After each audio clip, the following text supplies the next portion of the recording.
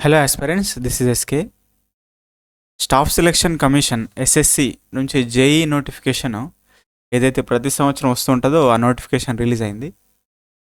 అది electrical, mechanical and సివిల్కి ప్రతి సంవత్సరం నిర్వహించేది ఏదైతే నోటిఫికేషన్ ఉందో అది మనకు ఈరోజు రిలీజ్ అయింది. అప్లికేషన్స్ వచ్చేసి మనకు ఈరోజు నుంచి నెక్స్ట్ మంత్ 27 వరకు, జూలై 27 వరకు అప్లై చేసుకోవచ్చు. అయితే CBT1 ఎగ్జామ్ అనేది మనకు అక్టోబర్లో ఉంటుందని చెప్తున్నారు, 27 to 31 డేట్స్ మధ్యన. అండ్ CBT2 వచ్చేసి జనవరి కానీ ఫిబ్రవరిలో కానీ ఉండొచ్చు అని చెప్పేసి ఇక్కడ చెప్పారు. అప్లై చేసిన తర్వాత మన కరెక్షన్స్ ఉంటే మనం ఆగస్ట్ 1 and 2 ఈ తేదీలో చేసుకోవచ్చు. ఇది దీనికి సంబంధించినటువంటి బేసిక్ ఇన్ఫర్మేషన్. అయితే ఇక్కడ మనకు పోస్టింగ్స్ ఒకవేళ జాబ్ వస్తే పోస్టింగ్స్ అనేవి మనకు డిఫరెంట్ డిపార్ట్మెంట్స్ అనేవి ఉన్నాయి. అవి సివిల్కి వేరే అండ్ మెకానికల్, ఎలక్ట్రికల్ కూడా వేరే ఉంటాయన్నమాట. మెయిన్గా సివిల్కి ఏంటంటే ఇక్కడ బార్డర్ రోడ్స్ ఆర్గనైజేషన్, తర్వాత బ్రహ్మపుత్ర బోర్డు, మినిస్ట్రీ ఆఫ్ జలశక్తికి సంబంధించినవి కానీ, సెంట్రల్ వాటర్ కమిషన్ CWCకి సంబంధించినవి కానీ, సో వీటిలో ఉంటాయన్నమాట. అయితే ఎలక్ట్రికల్ వరకు చూస్తే ఇక్కడ central public works department CPWD కానీ, central water research station, power research station దానికి సంబంధించి కానీ, ఇంకా నావెల్లో కూడా నావెల్ ఎలక్ట్రికల్కి లేదు, అవునది నావెల్ మినిస్ట్రీ ఆఫ్ డిఫెన్స్లో కూడా ఉంటాయి. ఆ తర్వాత Farakka barrage project ministry of జలశక్తికి సంబంధించిన దానిలో ఎలక్ట్రికల్ వాళ్ళకు ఉన్నాయి. మిలిటరీ ఇంజనీరింగ్ సర్వీస్లో కూడా ఎలక్ట్రికల్ వాళ్ళకు ఉన్నాయన్నమాట. అయితే క్వాలిఫికేషన్ వచ్చేసి మనకి ఇది డిప్లొమా అండ్ బీటెక్ ఉంటుంది, ఎలిజిబిలిటీ ఉంటుంది. అయితే కొన్నింటికేమో మనకు ఎక్స్పీరియన్స్ అడిగారు అనమాట. ఇప్పుడు ఇక్కడ చూస్తే ఫస్ట్ చూడండి సివిల్ది, ఇక్కడ దీనికి 2 years ఆఫ్ ఎక్స్పీరియన్స్ అన్నారు దానికి. తర్వాత దీనికి కూడా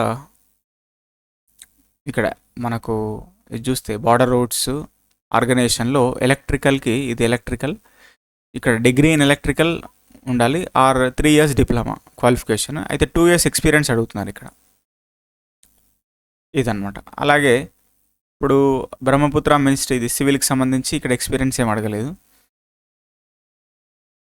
ఆ తర్వాత సెంట్రల్ పవర్ వర్క్స్ డిపార్ట్మెంట్కి సంబంధించి ఇది డిప్లొమా ఇన్ ఎలక్ట్రికల్,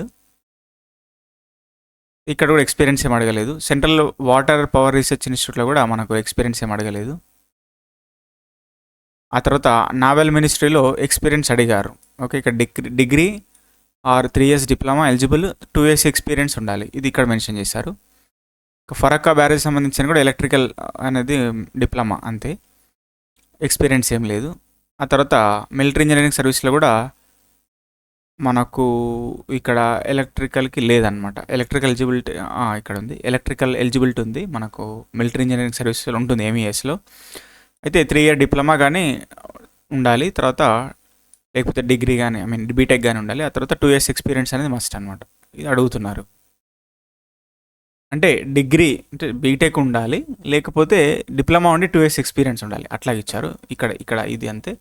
అండ్ దీనికి సంబంధించి ఇక్కడ కూడా అంతే, డిగ్రీ అంటే బీటెక్ ఎలక్ట్రికల్ ఉన్నా సరిపోతుంది, లేకపోతే డిప్లొమా ఉంటే 2 years ఎక్స్పీరియన్స్ ఉండాలన్నమాట మళ్ళీ. సో ఆ రకంగా ఇక్కడ కూడా అంతే. సో దీనికి ఇట్లా మనం అర్థం చేసుకోవాలి. ఇది ఎక్స్పీరియన్స్, మన ఏజ్ లిమిట్ వచ్చేసి మనకి కొన్నిటికి 30 years, కొన్నిటికి 32 years అంటారు, ఇక్కడ ఉంది, దాన్ని బట్టి చూసుకోవచ్చు. రిలాక్సేషన్ ఉంటుంది మళ్ళీ. బీసీకి అయితే 3 years, SC ST అయితే 5 years, అండ్ PWDకి సంబంధించి 10 years అని చెప్పేసి ఈ రకంగా ఉంటుందన్నమాట. ఇదొకటి. అండ్ మనకి ఎగ్జామినేషన్ సెంటర్స్ అయితే హైదరాబాద్, వరంగల్, కరీంనగర్ అనేది సౌతర్న్ రీజన్లో మనం సెలెక్ట్ చేసుకొని చూసుకోవాలన్నమాట.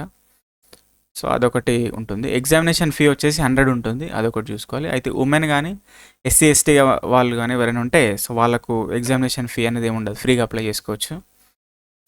అయితే ఇక్కడ సౌతర్న్ రీజన్లో మనకు ఇవి సెంటర్స్ అనమాట. 8601, 8604, 8603 అనేవి సెంటర్స్, అవి కోడ్స్ అనమాట. అవి సౌతర్న్ రీజన్లో మనం సెలెక్ట్ చేసుకోవాలి. ఎగ్జామినేషన్ ప్యాటర్న్ అనేది CBT1, CBT2 ఉంటుంది. CBT1లో మళ్ళీ 3 parts. General intelligence and reasoning 50 questions 50 marks, general awareness 50 questions 50 marks, తర్వాత కోర్ ఎలక్ట్రికల్ ఇంజనీరింగ్, సివిల్కి సివిల్, మెకానికల్ వాళ్ళకి మెకానికల్, అది 100 questions 100 marks, -0.25 1/4. అయితే సిబిటి టూల్ వచ్చేసి మనకు 100 క్వశ్చన్స్, ఒక్కొక్క క్వశ్చన్కి 3 మార్క్స్ అంటే 300 మార్క్స్. సో మొత్తం ఇక్కడ కూడా 1/4 నెగిటివ్ మార్కింగ్ అనమాట, 0.25. ఇది దీనికి సంబంధించింది. నెక్స్ట్ మంత్ జూలై 27 ఏదైతే ఉందో మనకు అది లాస్ట్ డేట్కి ఇచ్చారు అప్లై చేసుకోవడానికి, చేసుకోవచ్చు. అయితే ఇక్కడ general intelligence, reasoning and general అవేర్నెస్కి సంబంధించిన సిలబస్ ఇచ్చారు. సో ఇక్కడ జనరల్ అవేర్నెస్లో మనకు పాలిటీ, హిస్టరీ, జాగ్రఫీ, ఎకానమీకి సంబంధించిన బేసిక్ క్వశ్చన్స్ అని అడుగుతారు. కరెంట్ అఫైర్స్ కూడా ఇంపార్టెంటే. ఇంకా కోర్ ఎలక్ట్రికల్లో మనకి ఇది ఇది పార్ట్ బి, అంటే ఫస్ట్ పేపరు సిబిటి 1లో సిలబస్ అనమాట. ఇవి ఆల్మోస్ట్ సిబిటి 1 సిబిటి 2కి సేమ్ సిలబసే, కొంచెం ఎక్స్పాండెడ్ ఫామ్లో కొంచెం డెప్త్గా అడుగుతారు అనమాట అంతే. సిలబస్ అంతా machines, power systems, circuits, measuring instruments ఇచ్చారు. తర్వాత ఇక్కడ ఎస్టిమేషన్ కాస్టింగ్ అనేది ఒక ఎక్స్ట్రా సబ్జెక్టు. బీటెక్లో ఇది ఉండదు, కానీ డిప్లొమా వాళ్ళకు ఉంటుంది. డిప్లొమా వాళ్ళకి బుక్ ఏదైతే ఉంటుందో అది తీసుకొని చదువుకుంటే కొన్ని క్వశ్చన్స్ ప్రాక్టీసెస్ సరిపోతుంది. అలా కాకుండా జేబీ గుప్తా బుక్లో కూడా దానికి ఎస్టిమేషన్ కాస్టింగ్ సంబంధించిన టాపిక్స్ ఇచ్చారు, దానికి సంబంధించిన బిట్స్ కూడా ఇచ్చారు, ప్రాక్టీసెస్ సరిపోతుంది. యూటిలైజేషన్ ఆఫ్ ఎలక్ట్రికల్ ఎనర్జీలో మనకు ఎలిమినేషన్, హీటింగ్, వెల్డింగ్, డ్రైవ్స్ చదవాలన్నమాట.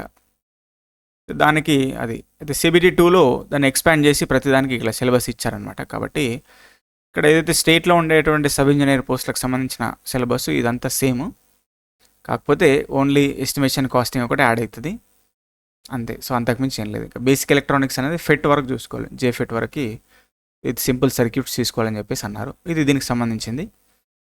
కాబట్టి వీడియో నచ్చితే లైక్ చేయండి, ఏమైనా డౌట్స్ ఉంటే మన కామెంట్స్లో తెలియజేయడానికి ప్రయత్నం చేయండి. Thank you.